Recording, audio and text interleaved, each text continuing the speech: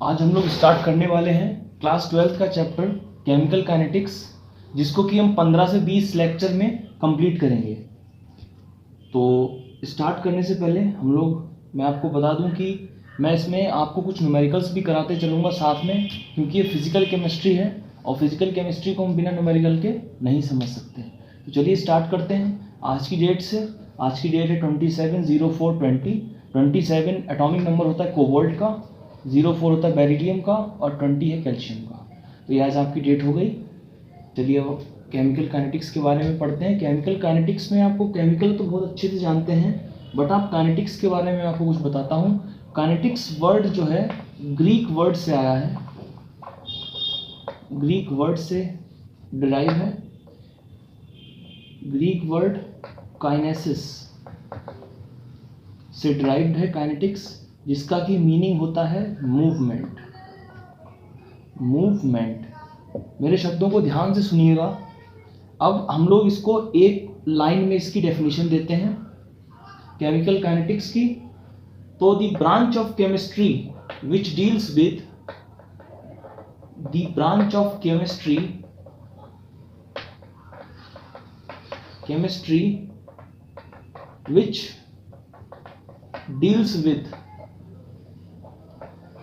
which deals with rate of reaction and their mechanisms. The branch of chemistry which deals with the rate of reactions or mechanisms of the reactions। और mechanism की जब बात होती है तो मैं आपको बता दूं कि mechanism क्या होता है। It is the step by step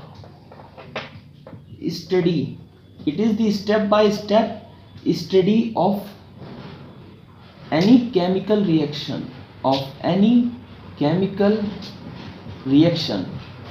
which can be on the basis of mechanism। reactions दो टाइप की हो सकती हैं, simple reactions और complex reactions।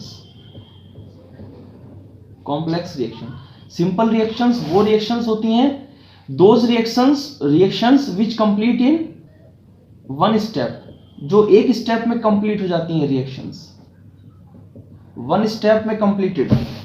And complex reaction two or more than two steps में, टू और मोर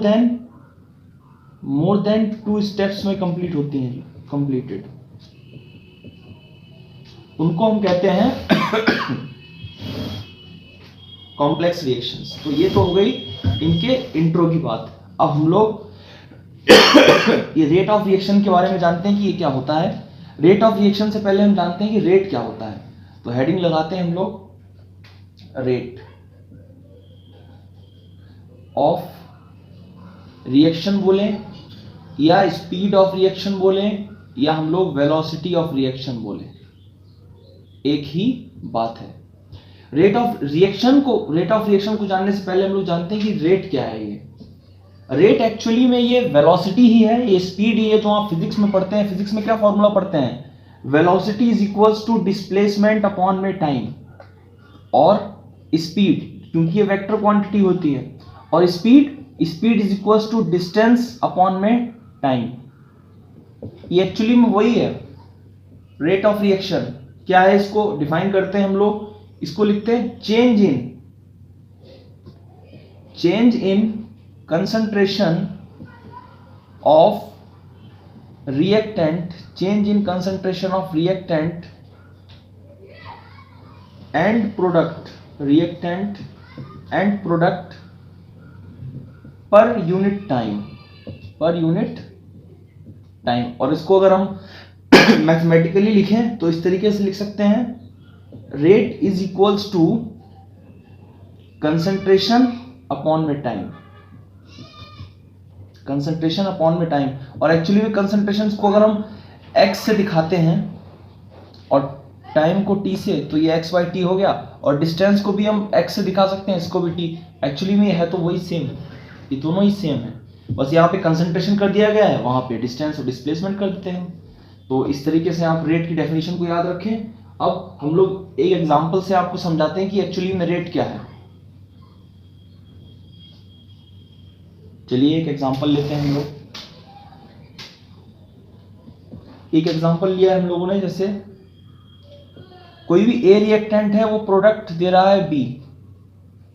अब इसके लिए हम निकालते हैं पहले रेट ऑफ डिसअपीयरेंस, पूरा लिख देता हूं मैं पहली बार, rate of disappearance, rate of disappearance of a, जो कि किस तरीके से क्या लिखा जाएगा ये क्योंकि ये रिएक्टेंट साइड है और डिसअपीयर हो रहा है। देखिए कुछ डिसअपीयर हुआ होगा ए में से, तभी तो वो प्रोडक्ट में अपीयर करेगा और बी बनेगा। अच्छा मैं आपको एक बात और बता दूं, केमिकल काइनेटिक्स जो है हमको रेट के बारे में तो बताती ही है, साथ में हम लोग कैसे रेट को अल्टर कर सकते हैं, मतलब कैसे रेट किसी रिएक्शन के होने का रेट को हम बढ़ा सकते हैं और घटा सकते हैं, ये भी हमको केमिकल काइनेटिक्स बताती है। तो देखिए रेट ऑफ डिसअपीयरेंस ऑफ ए को हम दिखाएंगे, जैसे रिएक्टेंट साइड है, कोई रिएक्टेंट साइड ए है और वो डिसअपीयर भी हो रहा है, तो उसको हम बोलेंगे सब्सट्रैक्शन से दिखाएंगे, सब्सट्रैक्शन से दिखाएंगे, या माइनस बोल सकते हैं, माइनस साइन से दिखाएंगे। और उसको चेंज दिखाने के लिए ट्राइंगल बनाएंगे एक हम, और कंसंट्रेशन के लिए क्या लिखते हैं हम लोग, ये ब्रैकेट जो है कंसंट्रेशन को दिखाता है, और किसकी कंसंट्रेशन, ए की, और चेंज इन टाइम। अच्छा ये जो ट्राइंगल बना होता है वो लार्ज चेंज के लिए होता है, बट इसकी जगह हम ऐसे भी लिख सकते हैं इसको, अगर कोई स्मॉल चेंज हो रहा है तो हम इसको ऐसे भी लिख सकते हैं, minus D concentration of A upon में डी टी, इस तरीके से भी लिख सकते हैं हम लोग। अच्छा अब इसको लिखने का एक तरीका और है, क्योंकि चेंज दिखा रहे हैं तो हम लोग ऐसे भी लिख सकते हैं इसको, A2 माइनस A1 अपॉन में T2 माइनस T1, क्योंकि ये लार्ज चेंज है तो फाइनल कंसंट्रेशन माइनस, सॉरी ये A2 नहीं होगा, ये A1 होगा, final concentration minus initial concentration, final time minus initial time, और इन दोनों को सॉल्व कर लेंगे तो हमें ये मिल जाएगा। चलिए मैं इसको रेज कर देता हूं, अभी वो हम लोग अलग से पढ़ लेंगे जब क्वेश्चंस आएंगे। तो अब ये डिसअपीयरेंस हो गया। अब मैं बात करूं अगर रेट ऑफ अपीयरेंस की, rate of appearance of B की बात करूं तो उसमें लिखूंगा प्रोडक्ट साइड है और अपीयर भी हो रहा है तो पॉजिटिव, चेंज लगाएंगे, और कंसंट्रेशन बी का अपॉन में चेंज इन टाइम, इसमें भी स्मॉल हो सकता है चेंज, और मैक्सिमम टाइम हम लोग यूज करने वाले हैं सेकेंड नोटेशन को, मैक्सिमम टाइम हम इस नोटेशन को ही चेंज यूज करने वाले हैं, तो आप इसको ध्यान रखें। बट अगर अब हमें लिखना है एवरेज, अब नेक्स्ट में लिख रहा हूं एवरेज रेट ऑफ रिएक्शन, अब हम पूरी रिएक्शन का रेट लिखना हूं, तो पूरी रिएक्शन का रेट लिखने के लिए हम लोग इस तरीके से लिख सकते हैं, पूरी रिएक्शन का रेट इस तरीके से हम लोग पूरे में यूज करने वाले D concentration of A upon D T, ठीक है, स्मॉल डी यूज करने वाले, डिफरेंशिएशन और इंटीग्रेशन वाला डी है ये। तो इसके लिए हम लोग रिएक्टेंट साइड माइनस होगा, और स्मॉल चेंज ही होता है कंसंट्रेशंस में, तो हम लोग स्मॉल डी ही ले रहे हैं, इज इक्वल्स टू प्लस का डी, और ये सॉरी बी प्लस का, क्यों, क्योंकि प्रोडक्ट साइड है और अपीयर कर रहा है, और रिएक्टेंट साइड है डिसअपीयर कर रहा है, इसलिए सब्सट्रैक्शन। ये सिर्फ अपीयरेंस और डिसअपीयरेंस को दिखाने के लिए है, रिएक्टेंट और प्रोडक्ट को दिखाने के लिए है, और किसी से भी इसका कुछ मतलब नहीं है, इसको कैलकुलेशंस में इन्वॉल्व नहीं करना है इन साइंस को। तो बेटा ये आप लोग सभी लोग ध्यान रखें इसको, ये है आपका फॉर्मूला जो आपको यूज होगा काफी।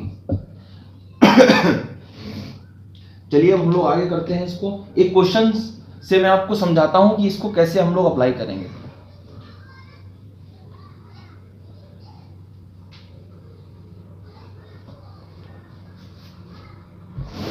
क्वेश्चन है फिर हमारे पास 2H2O2 gives you 2H2O plus O2।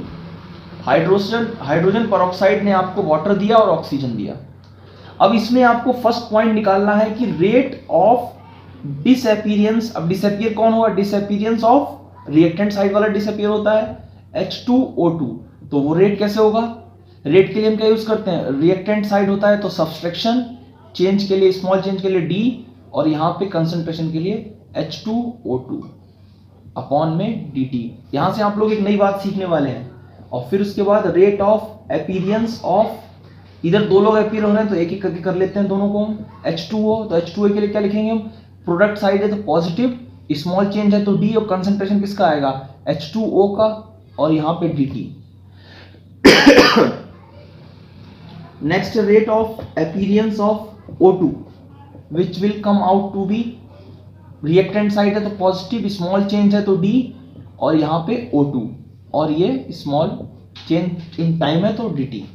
ठीक है, अब आप लोग एक चीज ध्यान रखिए, जब हम सिर्फ रेट लिख रहे हैं, rate of disappearance, rate of appearance लिख रहे हैं, तो हम सिर्फ ऐसे लिख रहे हैं इनको, बट अगर हम लिखते हैं एवरेज, एवरेज वो भी rate, average rate of reaction लिखते हैं, जब हम रिएक्शन को ही ओवरऑल बात करते हैं तब हम लिखते हैं इनके कोफिशिएंट, स्टिकियोमेट्रिक कोफिशिएंट के साथ इन रिएक्शंस को, और वो कुछ इस तरीके से लिखी जाती हैं,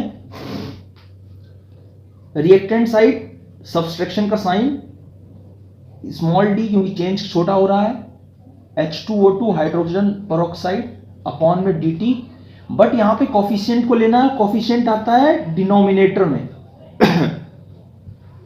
इज इक्वल्स टू, अब हम प्रोडक्ट की साइड आ गए तो पॉजिटिव, और यहां पे small d, H2 concentration, H2O का कंसंट्रेशन, और dt, अब यहां पे भी 2 है तो डिनोमिनेटर में 2 आ जाएगा, इज इक्वल टू लगेगा, ना कि प्लस का साइन लगेगा इधर प्लस, फिर उसमें प्रोडक्ट में एक और है तो प्लस ही लगेगा, और d concentration of O2 upon में कंसंट्रेशन ऑफ dt।